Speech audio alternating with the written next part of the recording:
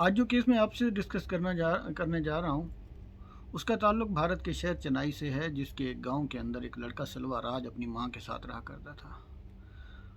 سلوا راج اور اس کی ماں کا تعلق ایک غریب گھرانے کے ساتھ تھا، اور سلوا راج اپنی تعلیم مکمل کرنے کے بعد دلی جانا چاہتا تھا تاکہ وہاں پہ وہ کوئی جاب کر کے اپنی والدہ کا ہاتھ بٹا سکے مالی مشکلات کو دور کرنے میں۔ اس کی والدہ نے اس کو اجازت دے دی اور وہ دلی چلا گیا اور وہاں پہ ایک فیکٹری کے اندر جاب کرنے لگا، اور یہ سلسلہ 7 مہینے چلتا رہا۔ اور ان 7 مہینوں کے اندر سلوا راج کی ایک عادت تھی کہ وہ اپنی والدہ کے ساتھ تقریباً روزانہ کی بنیاد پر ٹیلی فون کے ذریعے رابطہ کرتا اور اس کی خیر خیریت دریافت کرتا۔ انہی 7 مہینوں کے درمیان ایک دن ایسا آیا کہ سلوا راج نے اپنی والدہ کو فون کیا اور اس کی والدہ نے آگے سے فون نہیں اٹینڈ کیا۔ وہ بار بار کال کرتا رہا مگر آگے سے کسی نے بھی رسپانس نہیں دیا۔ اس بات نے سلوا راج کو پریشان کیا، اور سلوا راج نے اپنے گھر کے ساتھ رہنے والی ایک آنٹی جس کا نام پلانی تھا اس کو کال کی اور پلانی آنٹی سے کہا کہ پلانی آنٹی جا کے دیکھیے کہ میری والدہ فون کیوں نہیں اٹینڈ کر رہی ہیں۔ پلانی آنٹی جب سلوا راج کے گھر گئی تو اسے وہاں پہ کوئی بھی نہیں ملا۔ اس نے واپس آ کر سلوا راج سے کہا کہ آپ کے گھر کوئی بھی نہیں ہے۔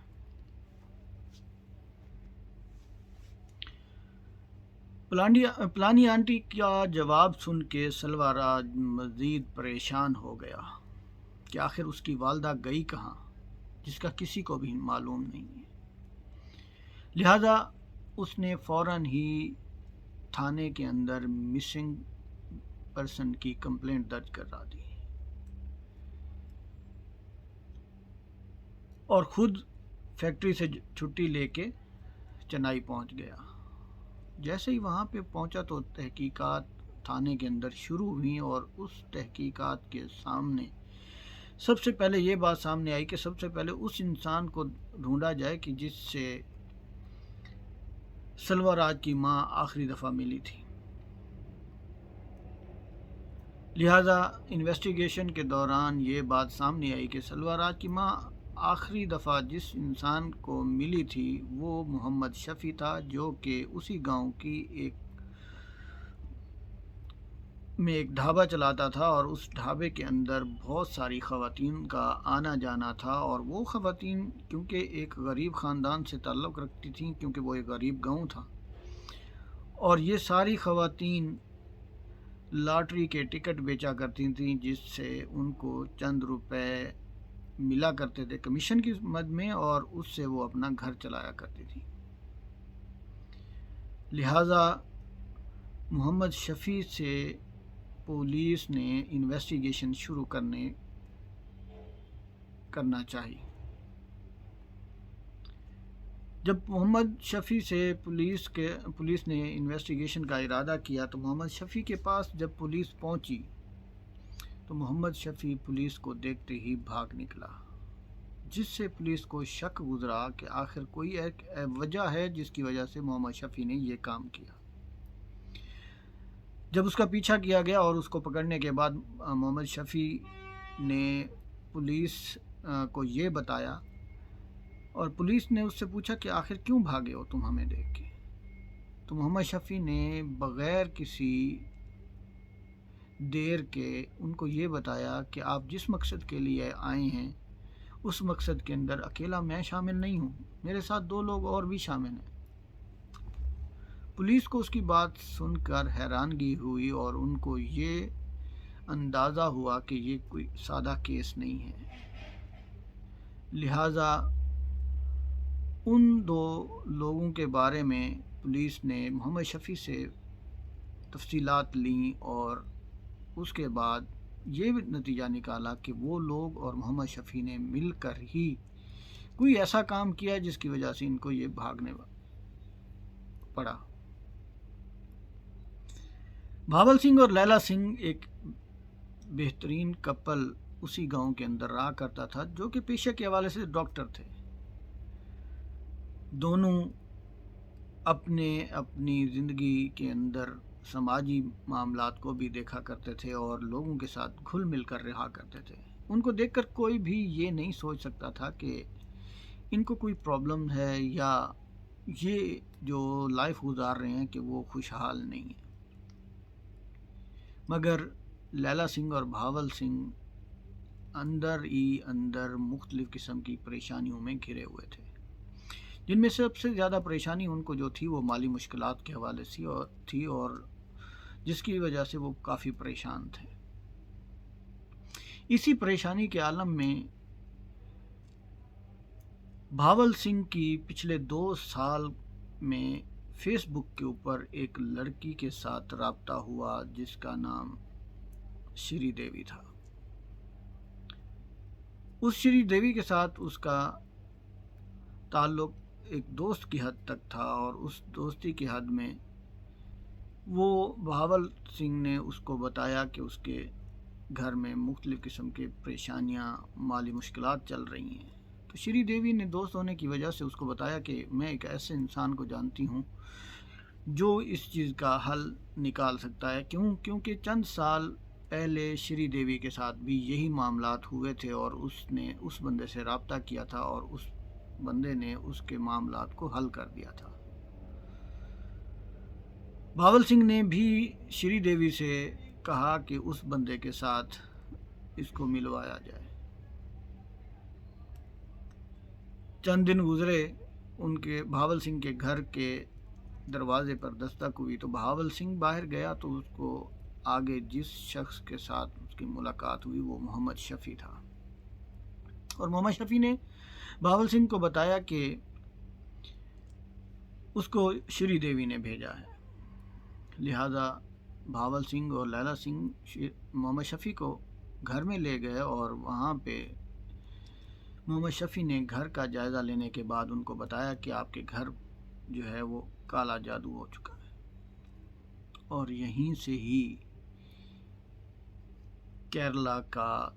انسانی جانوں کی قربانی کا واقعہ سامنے آیا۔ بہاول سنگھ اور لیلا سنگھ نے محمد شفیع سے کہا کہ اس چیز کا کیا حل ہے، تو محمد شفیع نے ان کو بتایا کہ اس کے پاس اس کا سلوشن ہے، اور وہ سلوشن 2 رسموں کے ادا ہونے سے ہی ہو سکے گا۔ اور وہ رسمیں کیا ہیں؟ محمد شفیع نے ان کو بتایا کہ بہاول سنگھ جو کہ پیشے کے حوالے سے ڈاکٹر تھے، اور لیلا سنگھ بھی ڈاکٹر تھیں جو کہ بہاول سنگھ کی مسز تھیں، جبکہ مد مقابل محمد شفیع جو کہ ان پڑھ تھا اور محلے کے اندر ایک ڈھابہ چلایا کرتا تھا۔ محمد شفیع نے بہاول سنگھ کو قائل کیا کہ اس چیز کا اتارا اس چیز میں ہے کہ سب سے پہلے جو رسم ادا کی جائے گی اس رسم میں بہاول سنگھ کو اپنی موجودگی میں اپنی مسز یعنی کہ لیلا سنگھ کے ساتھ محمد شفیع کو ناجائز تعلق بناتے ہوئے دیکھنا ہوگا۔ یہ سوچ کے ہی انسان کے رونگٹے کھڑے ہو جاتے ہیں کہ یہ کس طرح کی رسم تھی۔ خیر، مالی مشکلات سے تنگ بہاول سنگھ اور لیلا سنگھ آخر کار محمد شفیع کی باتوں میں آ گئے اور اس رسم کو ادا کرنے کا سوچ لیا۔ لہذا جب پہلی رسم ادا کر دی گئی تو دوسری رسم کی طرف بڑھنے کے لیے محمد شفیع نے کہا کہ دوسری رسم کے ہوتے ہی حالات بہتری کی طرف چلیں گے، اور دوسری رسم کیا ہے کہ ایک انسانی جان کو قربان کرنا پڑے گا۔ یہ سوچ کے لیلا سنگھ اور بہاول سنگھ پھر پریشان ہو گئے کہ یہ کیسے ممکن ہے کہ ایک ڈاکٹر ایسا کرے۔ محمد شفیع نے کہا کہ آپ کو پریشان ہونے کی ضرورت نہیں، میں ایسے لوگوں کو جانتا ہوں جو اس طریقے کے انسان مہیا کرتے ہیں، آپ کو صرف فیس ادا کرنی پڑے گی۔ یہ سن کر لیلا سنگھ اور بہاول سنگھ اس بات پہ راضی ہو گئے۔ انہوں نے محمد شفیع کو مطلوبہ فیس ادا کی اور محمد شفیع وہاں سے چلا گیا، اور چند دن کے بعد وہ ایک خاتون کو لے کے آیا۔ وہ خاتون انہی لوگوں میں سے تھی جو محمد شفیع کے ڈھابے پر آیا کرتی تھیں، جن کا تعلق لاٹری کی ٹکٹ بیچنے والوں سے تھا۔ اس خاتون کا نام روسلن تھا، اور روسلن کو محمد شفیع نے یہ کہا کہ ہم ایک ایسی فلم بنا رہے ہیں جس کے اندر اسے کردار دیا جائے گا، اور اس کردار میں اس کو 10 لاکھ روپے دیے جائیں گے۔ یہ 10 لاکھ روپے روسلن کے لیے بہت بڑی اٹریکشن تھی۔ روسلن اس بات کے لیے راضی ہو گئی اور محمد شفیع کے ساتھ لیلا سنگھ اور بہاول سنگھ کے گھر پہنچ گئی۔ جب لیلا سنگھ اور بہاول سنگھ کے گھر پہنچی تو محمد شفیع نے روسلن کو بیڈ پر لٹا کر باندھ دیا اور ساتھ میں بیٹھ کر منتر پڑھنے شروع کر دیے۔ ان منتر کے پڑھنے پر روسلن کو کچھ اندازہ ہونے لگا کہ یہ کچھ ایسی چیز ہو رہی ہے جو کہ اس کو معلوم نہیں ہے کہ یہ کیا ہو رہا ہے، لہذا اس نے چیخنا شروع کر دیا، اور اس کے چیختے ہی لیلا سنگھ آئی اور اس کا گلا کاٹ دیا۔ بات یہیں پہ نہیں رکتی،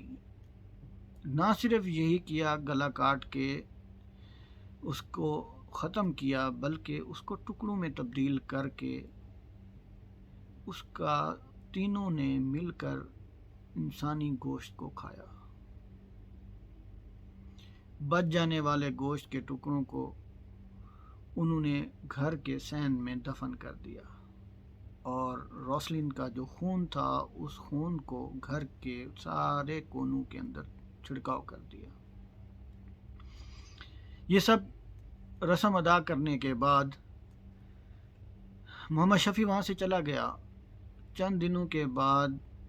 بہاول سنگھ اور لیلا سنگھ نے ان سے رابطہ کیا محمد شفیع کے ساتھ کہ ایسا کچھ بھی نہیں ہوا کہ جس کے اندر کوئی تبدیلی ہوئی ہو، ان کے مالی مشکلات ویسے کے ویسے چل رہے ہیں۔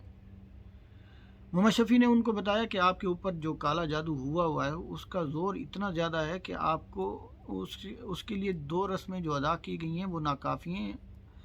ایک اور انسانی جان کی قربانی کرنی پڑے گی۔ لہٰذا بہاول سنگھ اور لیلا سنگھ نے پھر سے محمد شفیع کو مطلوبہ فیس ادا کی تاکہ وہ ایک اور انسان کو لا سکے۔ تو محمد شفیع انہی خواتین میں سے ایک اور خاتون کے ساتھ وہی آفر دے کے 10 لاکھ کی اس کا ذہن بناتا ہے اور اس کو بہاول سنگھ اور لیلا سنگھ کے گھر لے کے آتا ہے، اور سیم وہی عمل کیا جاتا ہے جو کہ روسلن کے ساتھ کیا جاتا ہے۔ محمد شفیع نے اور لیلا سنگھ اور بہاول سنگھ نے مل کر دوسری خاتون کو، جس کا نام پدما تھا، اس خاتون کو 52 ٹکڑوں میں تبدیل کیا، اور 52 ٹکڑوں میں کاٹنے کے بعد ان ٹکڑوں کو بھی اسی جگہ دفنا دیا گیا جس جگہ روسلن کو دفنایا گیا تھا، اور خون کو پورے گھر میں پھر چھڑکاؤ کر دیا گیا۔ یہ پدما کون تھی؟ یہ پدما دراصل سلوا راج کی والدہ تھی، جس کا ذکر میں نے شروع میں کیا۔ سلوا راج یہ چیزیں ساری دیکھ کر پریشان ہو گیا۔ یہ واقعہ 2019 میں شروع ہوا، اور آج بھی چنائی کی عدالتوں میں یہ کیس چل رہا ہے، اور ابھی تک اس کا فیصلہ نہیں ہوا۔ یہ کیس جب میں اسٹڈی کر رہا تھا تو میرے رونگٹے کھڑے ہو گئے کہ دنیا کے اندر ایسا بھی ہو رہا ہے کہ بظاہر سوسائٹی میں رہنے والے معزز لوگ جو سماجی بھی ہوتے ہیں، جو لوگوں کے ساتھ گھل مل بھی جاتے ہیں اور مسیحا بھی ہوتے ہیں، لیکن ان کے گھروں میں کیا چل رہا ہے اور کس حد تک وہ جا سکتے ہیں۔ اسی لیے یہ چیزیں آپ کو بتانے کا، آپ کے سامنے رکھنے کا مقصد یہی ہے کہ آپ بھی جس سوسائٹی میں رہتے ہیں تو اپنے پیاروں پر نظر رکھیں، اور ان لوگوں پر بھی جو کہ اس سوسائٹی میں اس طرح سے رہا کرتے ہیں۔ انویسٹیگیشن کے دوران یہ پتہ چلا کہ محمد شفیع کے اوپر آلریڈی چند سالوں پہلے ایک اور کیس بھی ہو چکا تھا جس کے اندر اس کو ضمانت مل گئی تھی، اور وہ کیس ایک 75 سالہ خاتون کے ساتھ جنسی ہراسگی کے حوالے سے تھا، اور یہ بھی انویسٹیگیشن کے دوران پتہ چلا کہ بہاول سنگھ جو کہ پچھلے 2 سالوں سے جس خاتون کے ساتھ فیس بک کے اوپر دوستی کا ایک تعلق قائم تھا،